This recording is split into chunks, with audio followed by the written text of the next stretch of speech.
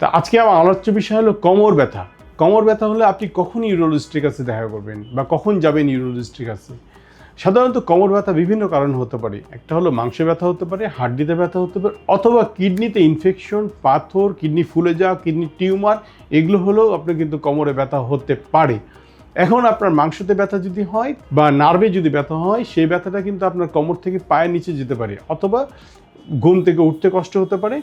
এই কারণে মাংস ব্যথা, আবার হাড্ডিতে ব্যথা বলতে পারি। অ্যান্ড কিডনিতে আপনার কী কারণে ব্যথা হতে পারে? কিডনিতে সাধারণত একটা কনকনে ব্যথা থাকে, নড়াচড়া করলেই যদি আপনার ব্যথা বাড়ে তখন বলতে হবে যে আপনার কিডনিতে কোনো সমস্যা আছে।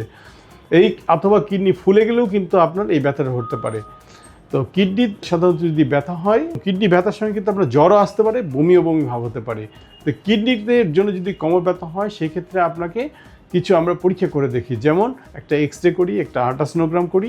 এই দুটো করলে আমরা বুঝতে পারি যে কিডনিতে ফুলা আছে কিনা এবং কিডনিতে কোনো পাথর আছে কিনা, এবং প্রস্রাব পরীক্ষা করে দেখি কোনো ইনফেকশন আছে কিনা।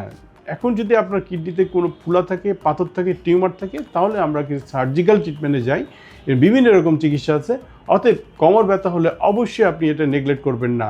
আপনি কোমর ব্যথা হলেই, আপনার যদি হাড্ডিতে বা মাংস কোনো সমস্যা হয়, একজন ইউরোলজিস্টকে অবশ্যই দেখাবেন। ধন্যবাদ। আসসালামু আলাইকুম।